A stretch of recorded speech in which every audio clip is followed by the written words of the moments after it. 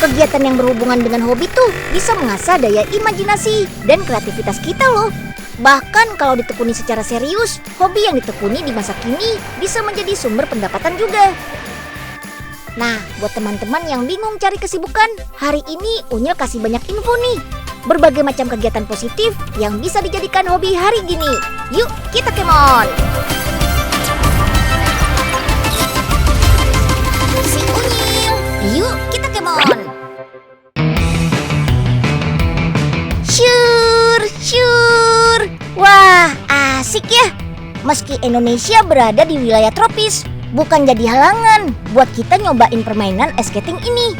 Siapa tahu kalau ditekuni, yang tadinya cuma hobi bisa menjadi prestasi yang mengharumkan nama bangsa.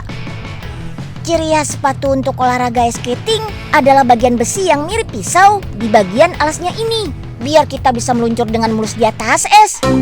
Olahraga ice skating ini sudah dipertandingkan di Olimpiade juga loh. Tapi buat yang kategori figure skating kayak gini, pemenangnya ditentukan lewat banyak aspek, mulai dari pemilihan kostum, koreografi, sampai teknik gerakan. Tuh lihat, banyak banget teknik gerakannya.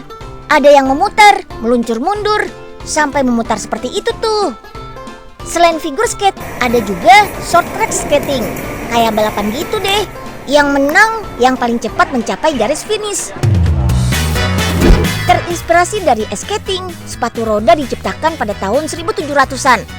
Karena sudah pakai roda, skating bisa dimainkan kapan saja, gak harus dimainkan di atas es.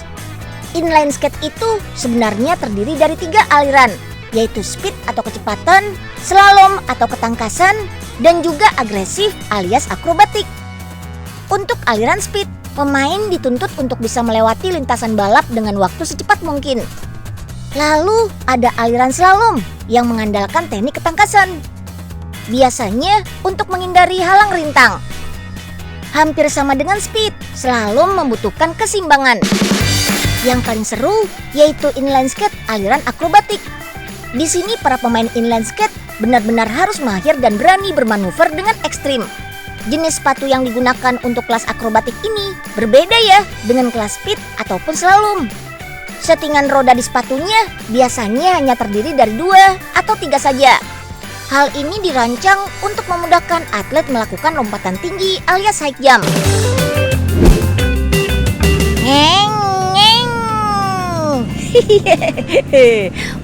Sejak diperkenalkan di Indonesia tahun 1960-an, hobi mengendarai kendaraan skuter Italia ini makin meningkat. Gak cuma di jalanan aspal yang mulus saja ya. Ternyata skuter juga bisa loh digunakan untuk berkendara di medan ekstrim seperti ini. Wah, serba bisa juga ya. Sekarang sih, skuter yang diproduksi sudah pakai teknologi mesin matic atau tidak perlu pakai gigi persneling lagi. Jadi, makin gampang deh dikendarai. Oh iya, teman-teman tahu nggak kenapa sih bentuk skuter tuh gede di bagian belakang? Desain skuter terinspirasi dari bentuk tawon dengan 2 antena dan perut bagian belakang yang besar. Pada saat awal diproduksi tahun 1940-an, skuter menggunakan teknologi pesawat. Yang paling mencolok sih meletakkan mesin di bagian samping kendaraan. Bukan tanpa alasan ya. Sebelum membuat skuter, pabrik di Italia ini memproduksi pesawat terbang, baik pesawat penumpang maupun pesawat tempur. Akibat Perang Dunia Kedua, pabrik pesawat pun hancur dan akhirnya menjadi pabrik kendaraan skuter sampai sekarang. Bagian badan skuter terbuat dari baja. Gak heran deh kalau skuter Italia ini tahan banting. Di Indonesia saja masih banyak skuter tua yang tetap awet sampai sekarang. Las tiap komponen badan skuter. Wah, keren ya, sudah semi robotik gitu bikinnya. Masuk ke tahap cat yuk. Dari baja langsung berubah menjadi berwarna. Skuter seri baru memang pakai warna yang cerah dan mencolok. Warna-warna cerah memberi kesan dinamis dan aktif, supaya makin menarik untuk pengendara yang kebanyakan anak muda. Nah, baru deh masuk ke tahap perakitan mesin. Pasang mesin dalam badan skuter. Harus teliti ya, karena kalau sampai salah, mesin tidak akan menyala, bahkan bisa merusak bagian yang lain. Sip deh, mesinnya sudah siap nih. Lanjut rakit bagian lainnya. Seperti lampu bagian depan, belakang, lampu sen, setang sampai sadel. Setelah semuanya siap, tinggal masuk ke bagian cek kualitas satu persatu. Mulai dari mesin, lampu-lampu, juga aliran listriknya. Jadi, kalau terjadi gangguan, dapat ditangani lebih cepat. Kalau semua sudah oke, skuter siap dikirim ke seluruh dunia. Bentuk skuter yang makin kekinian membuat kendaraan ini digemari oleh kakak-kakak cantik yang tergabung dalam komunitas Skuter Bee. Komunitas ini dibentuk sejak tahun 2017. Kakak-kakak ini menyukai skuter karena modelnya yang tidak lekang oleh zaman. Selain itu, warnanya juga banyak yang menarik. Jadi makin kece deh kalau berkendara di jalan. Skuter merek Italia ini juga dikenal sebagai ikon fashion yang mendunia loh. Gak heran deh, sekarang makin populer di kalangan muda-mudi. Nah, buat yang hobi masak, Unyil punya inspirasi olahan bapau nih. Bapau aslinya berasal dari daratan Tiongkok. Berasal dari kata bak yang berarti daging dan pau yang berarti bungkus. Sekarang sih sudah banyak ya variannya. Misalnya kacang merah. Gak cuma isiannya saja yang bervariasi. Bentuk dan warna bapau juga bisa dibikin sesuai selera. Misalnya bapau warna-warni berbentuk mawar ini. Caranya, bagi adonan bentuk bulat pipikan. Terus belah-belah bagian pinggirnya untuk membuat kelopak bunganya. Lalu tinggal diberi isian deh. Baru nih kita lipat kelopak ke arah dalam buat menutupi isian bapaunya. Wih, jadi cantik ya. Mirip bunga mawar beneran. Bapau mawar ini beda loh sama bapau biasa. Bapau biasanya awet 2 hari di suhu ruang. Tapi yang ini walau 2 hari bapaunya masih lembut banget. Kayak gini nih. Biar bikin adonan bapau atau roti lebih gampang, kita bisa pakai alat ini. Dengan bread maker, kita bisa bikin roti semudah bikin mie instan. Yuk, langsung saja kita coba. Tinggal kita masukkan semua bahan-bahannya ke dalam wadah ini. Bread maker ini dilengkapi dengan 14 menu jenis roti loh. Mulai dari roti gandum, roti Prancis, sampai sourdough dan cake. Dan semua sudah serba otomatis. Mulai dari tahapan pembuatan hingga pengaturan waktu sudah otomatis. Asal bahannya sudah sesuai resep ya, dijamin gak akan gagal deh. Nah, tuh lihat, adonannya mulai diaduk tuh. Wih, enak nih kalau tutupnya transparan gini. Jadi gampang deh ngontrol adonannya. Bread maker punya kapasitas 1 kg ini bisa dibilang punya fitur all-in-one. Mulai dari proses mixing, mengulani adonan, sampai proses oven bisa dilakukan hanya dengan 1 alat. Yuk kita kemon! Teman-teman pasti ada deh yang hobi fotoin makanan lalu diunggah ke sosial media. Kalau ditekuni, hobi fotoin makanan bisa berkembang jadi food photographer loh. Ada beberapa hal penting yang harus diperhatikan untuk menghasilkan foto makanan yang menarik. Kita harus paham teorinya dulu nih. Sebelum memotret, aktifkan dulu garis grid pada LCD kamera. Dalam dunia fotografi, teori ini dikenal dengan prinsip rule of third. Objek yang ingin ditonjolkan harus memenuhi 2/3 bagian dari garis grid. Lanjut ke konsep fotografinya nih. Bisa konsep dark atau bright. Konsep dark ini menambahkan kesan dramatis. Sedangkan konsep bright memberikan kesan bersih pada hasil foto. Properti juga nggak boleh ketinggalan dong. Gunakan properti dengan warna senada. Jangan sampai warna properti lebih menarik perhatian daripada makanannya. Kita juga bisa membuat foto makanan atau minuman jadi lebih hidup loh. Untuk memotret makanan berkuah supaya menggugah selera, biasanya ditambahkan asap nih. Foto makanan berkuahnya jadi terlihat panas dan makin bikin lapar deh. Nah, kalau yang ini bukan sulap, bukan sihir. Bukan ada hantunya ya, tapi ada bantuan orang di balik layar. Untuk foto seperti ini harus diedit dulu ya untuk menghapus alat bantunya. Buat pemula gak harus punya kamera kok. Pakai kamera di smartphone juga bisa. Tapi ada beberapa hal yang harus diperhatikan. Sebelum foto, pastikan lensa handphone bersih dari debu supaya hasil fotonya jernih. Terus, aktifkan juga gridnya. Cari lokasi yang dekat dengan jendela supaya cahayanya lebih natural. Styrofoam bisa juga digunakan sebagai pengganti reflektor untuk memantulkan cahaya. Saat memotret, jangan terlalu dekat dengan objek ya, supaya posisi makanannya gak terlihat miring. Lebih baik foto dengan cara flat lay dari posisi atas seperti ini. Bisa juga foto dari posisi 60 derajat. Terus, supaya resolusi foto nggak pecah, jangan di zoom ya. Lebih baik hasil fotonya di crop saja. Tada! Kayak gini nih hasil foto yang kita bikin tadi. Wih, bikin ngiler kan? Kalau foto yang kita buat bisa menggugah selera untuk makan, artinya food fotografinya berhasil tuh.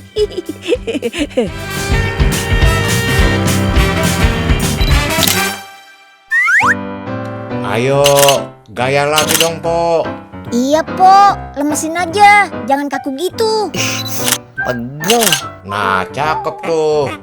Yuk, pose lain. Pundaknya lemesin, Po Ipe. Senyum. Ya. Aduh, gini amat ya jadi model. Ya, Ya, namanya betul. juga food fotografi. Ya gini, Po. Perasaan food fotografi mah makanan yang dipoto. Lah ini ngapa segala bawang sama cabe ditempelin ke ayah sih? Pedes tahu.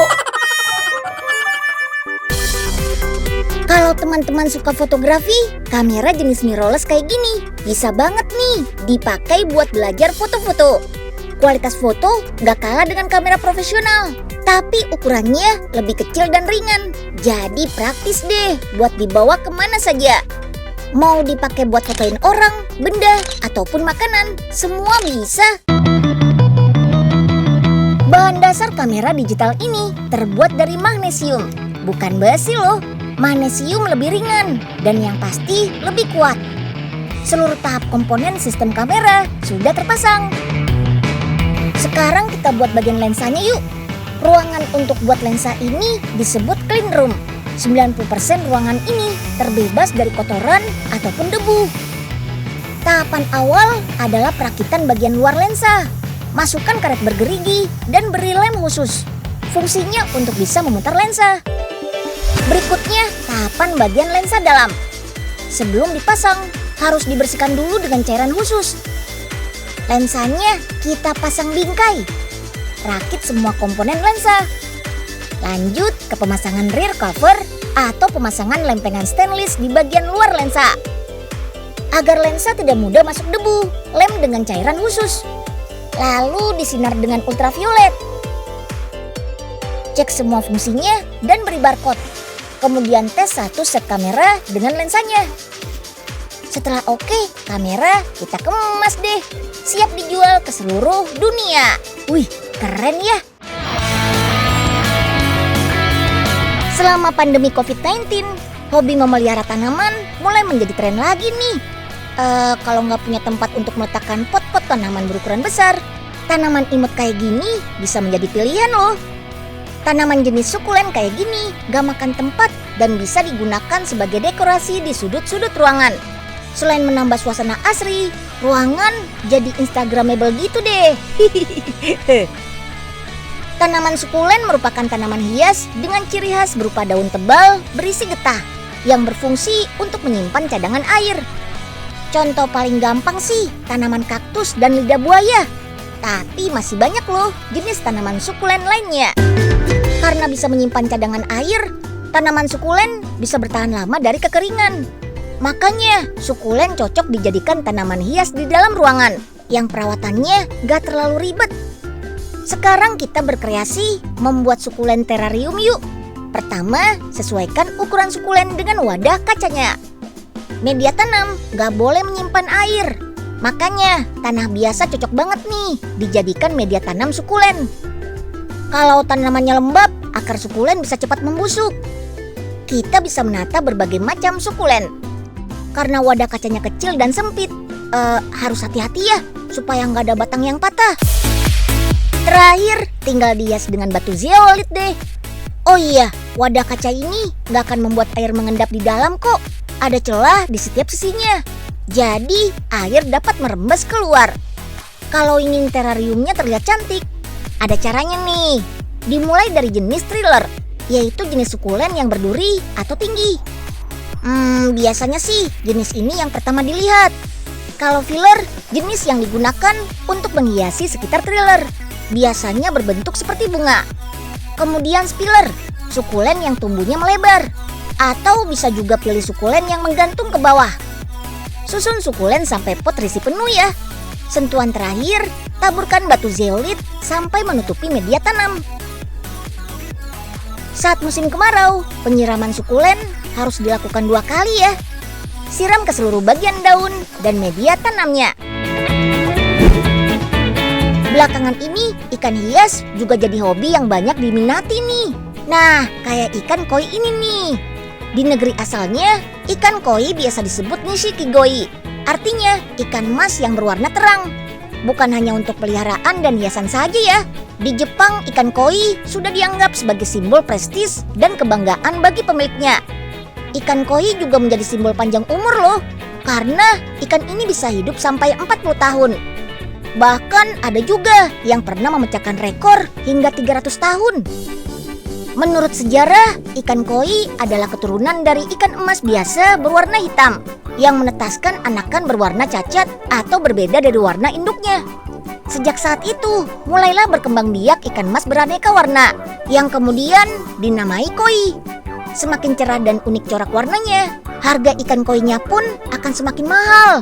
Asal teman-teman tahu nih, rekor harga ikan koi paling mahal yang pernah ada di Jepang adalah 1,2 triliun rupiah.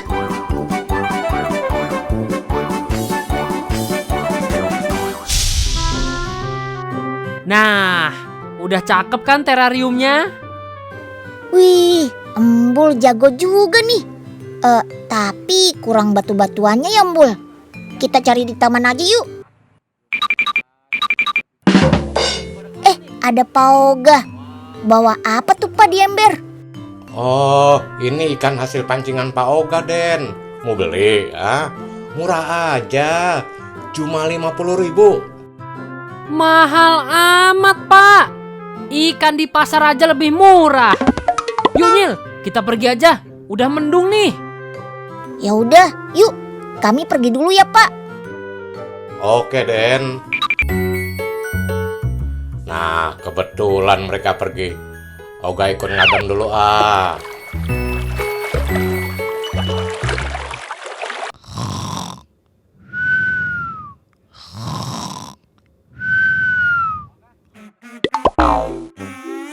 Loh, Paoga ngapain di sini? Bukannya mau jualan ikan ya? Ikannya nggak jadi dijual, Den. Mereka udah dapat rumah mewah. Emangnya ikan bisa dikasih rumah mewah? Bisa dong. Tuh, lihat. Waduh. Yuk, kita kemon.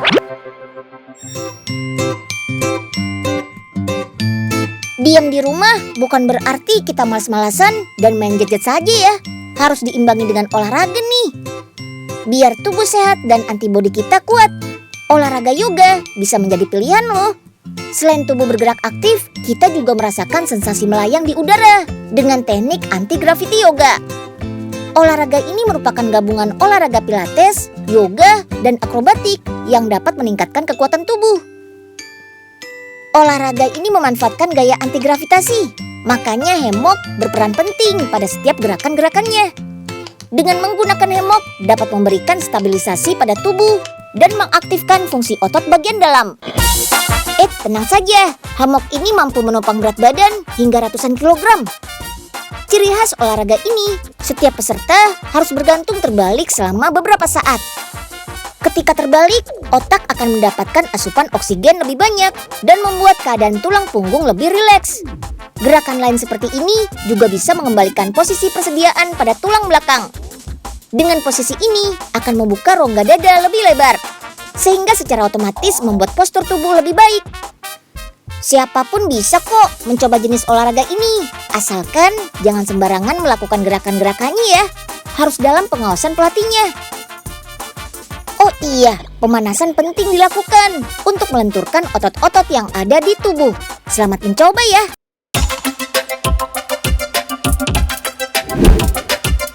Oke, udahan dulu ya tayangan si Unyil hari ini. Jangan lupa selalu terapkan protokol kesehatan dimanapun teman-teman berada ya. Sampai jumpa besok.